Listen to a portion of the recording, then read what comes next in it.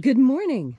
Today is April 22nd, 2021, Earth Day. Welcome to Column Hinge at Alpha Omega. We're located halfway between Death Valley and Las Vegas, halfway between Joshua Tree and Area 51 in the Mojave Desert of the Southwest United States. Welcome back, everyone, to Alpha Omega's sunrise ritual every day, the opening of the Treasury of Light. We're here at Column Hinge once again in the Mojave Desert, and this morning we'll be opening the 11th Treasury of Light. This ritual comes from an ancient Christian manuscript rediscovered in Egypt in 1769 that purports to contain the secret teachings of Jesus to his disciples. Leslie and I have been restoring these rites and carefully, painstakingly reconstructing them and reviving them. And you're along with us for the ride every morning as we open one of the 60 treasuries of light. I'm Reverend David Griffin. I'm Reverend Leslie McQuaid. And this is the lost magic of Jesus Revival. Wow, the sun has moved quite a bit to the north, Leslie. Yeah, it's really amazing, isn't it? Yeah. Shall we begin? Yes. The sun is the dispenser of light to the earth. May the living light of the God Force inflame our souls with abundant life. Our destiny lies amongst the stars, and to the stars humanity shall ascend.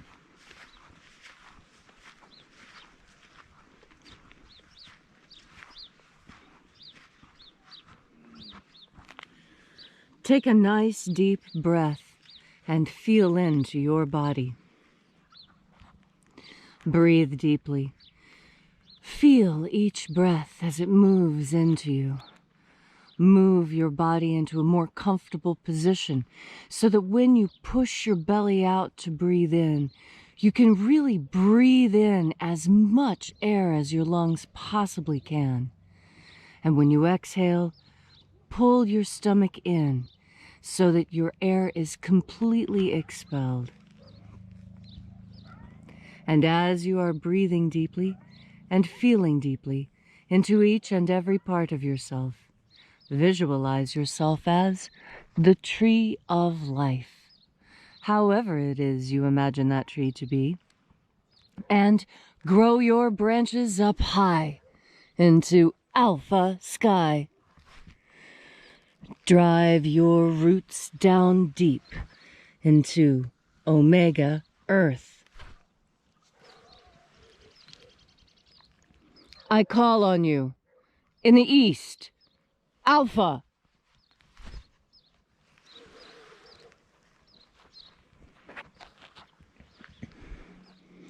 I call on you in the west, Omega.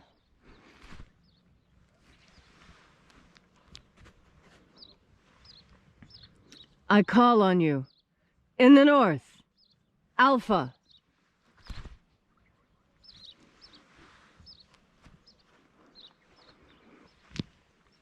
I call on you in the south, Omega.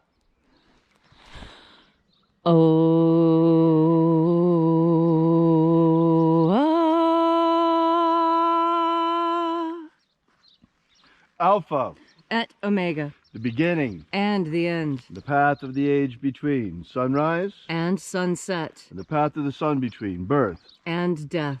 And the path of life between Alpha. Omega.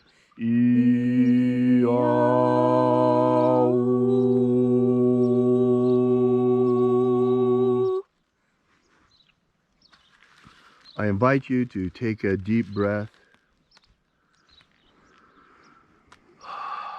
and with the next breath visualize the white light entering through you. Feel the energy in your body as you reach out and recontact the invisible God force all around you. And bathing our souls in this divine light energy, we call upon the angels in the invisible. Angels of the Treasury of Light, the 11th Treasury, we invoke you. Watchers, attend. We know your names. Stand aside and grant us entry into the 11th Treasury of Light. Ozei. Ozei. Aosa. Aosa. Ia. Ia. Let the watchers withdraw and let us enter into the 11th Treasury of Light.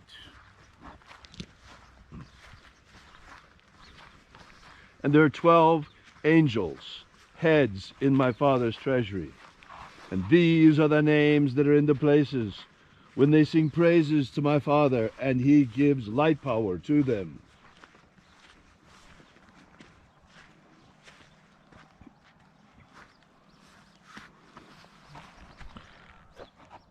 Eizeta eya. Eizeta eya.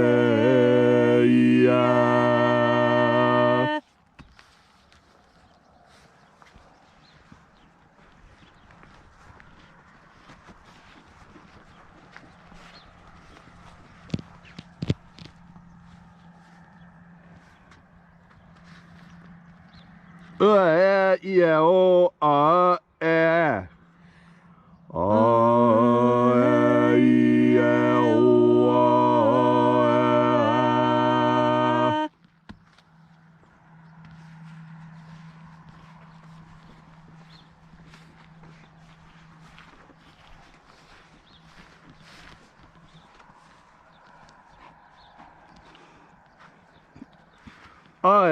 Ois. Ois.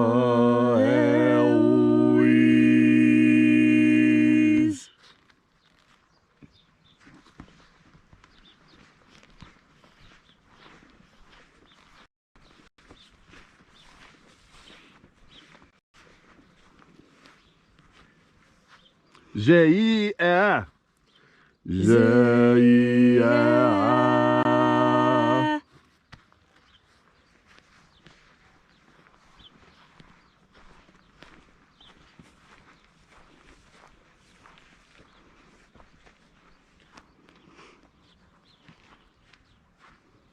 Toyazaz. Toyazaz.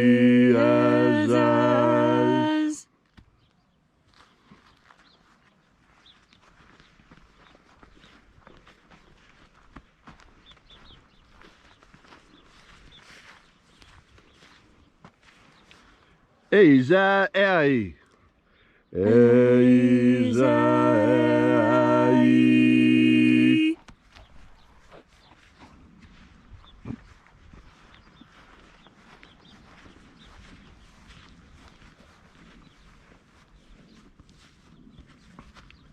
Tezoai. Tezoai.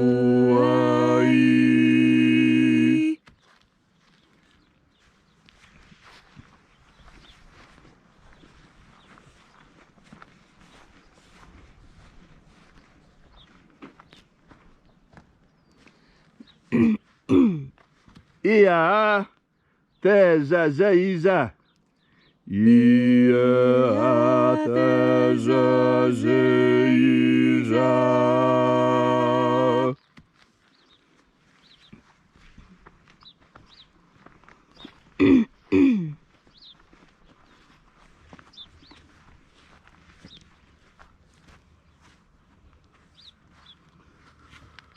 Oh yeah, yes.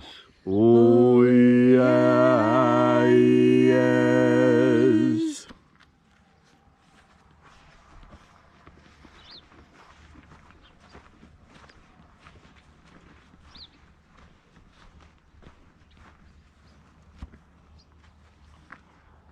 Eoizaz. Eoizaz.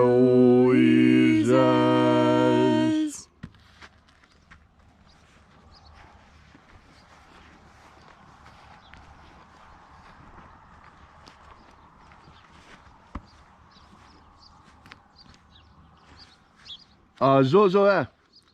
Azozoa.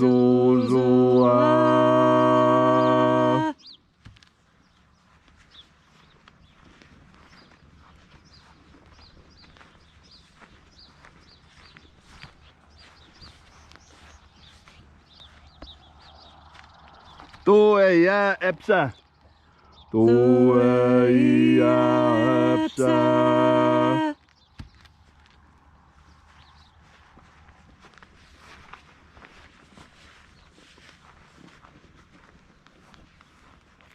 And so we completed our journey through the places, invoking each of the 12 mighty angels, head in its proper place and proper rank, until at length we came into the place of the midst, the place of the center, the place of the Father of the Treasury of Light.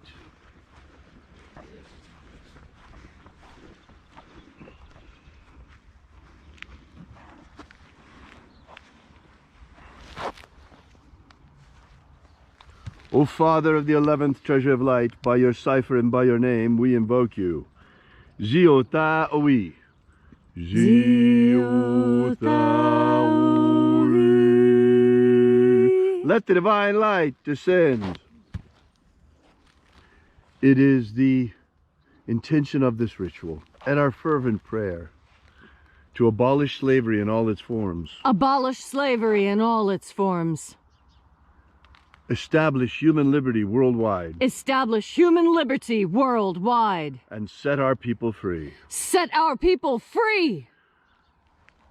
Grant us a pro-human future. Grant us a pro-human future.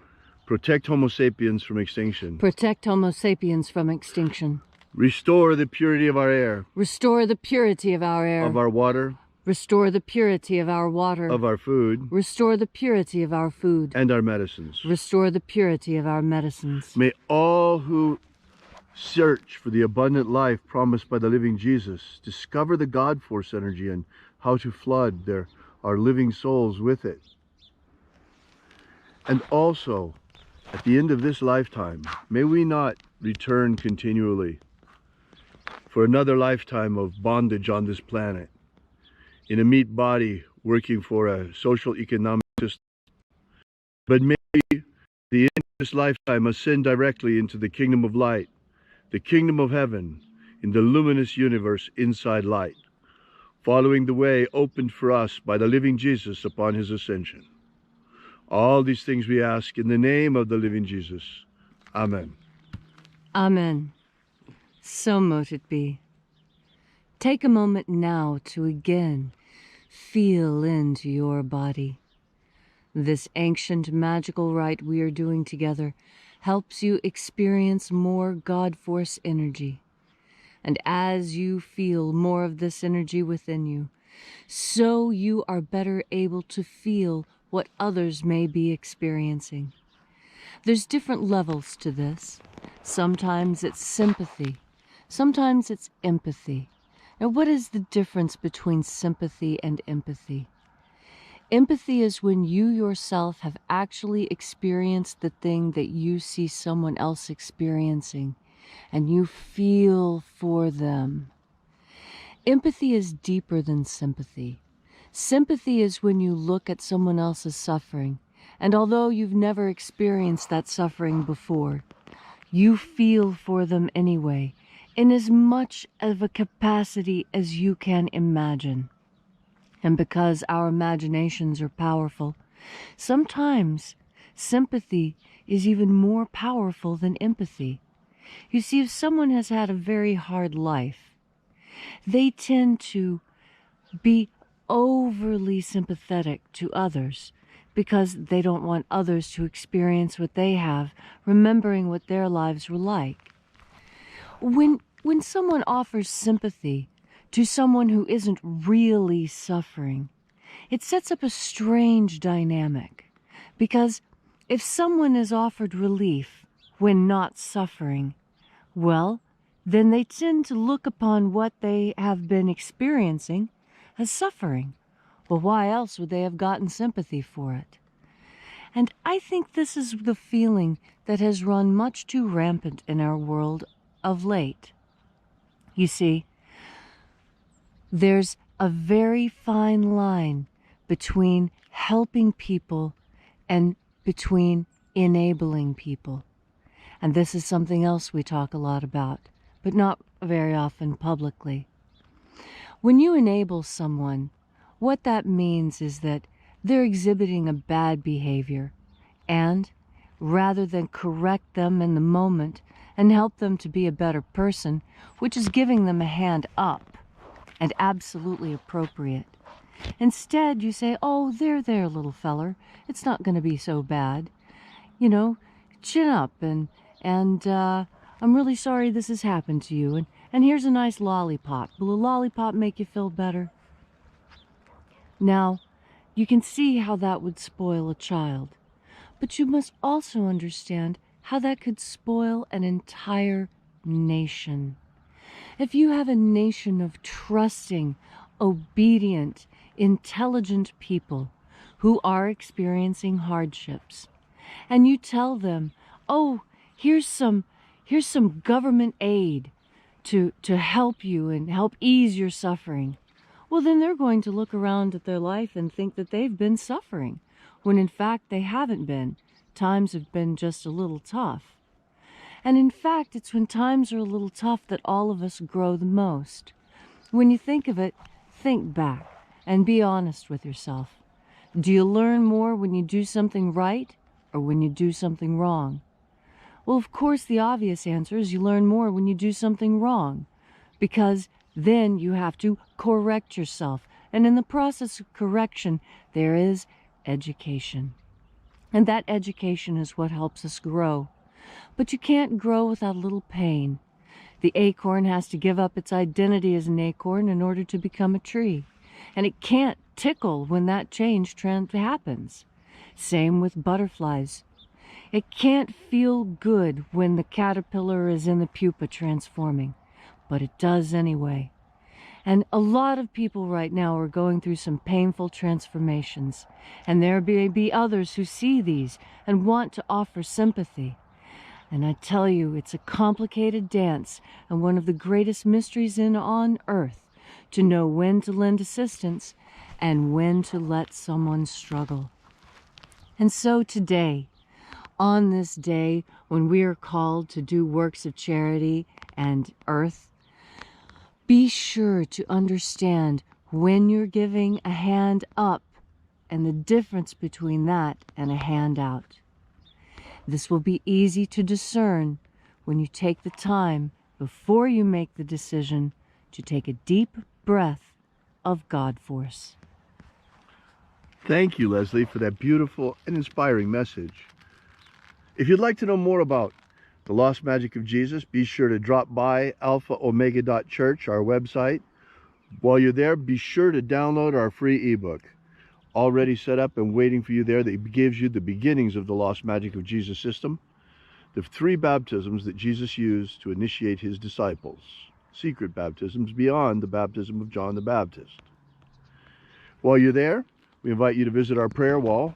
We bring the petitions daily to the angels. And also, while you're there, we ask that you consider using our donation button.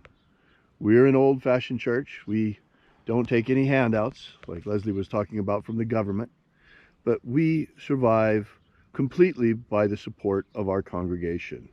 Thanks again for coming out. We hope to see you here again tomorrow. And until then, at the hour of sunrise, as always, remember, have faith and expect a miracle. And until we have the pleasure of each other's company again, may the God force run strong within you. And as always, may your magics work better than expected.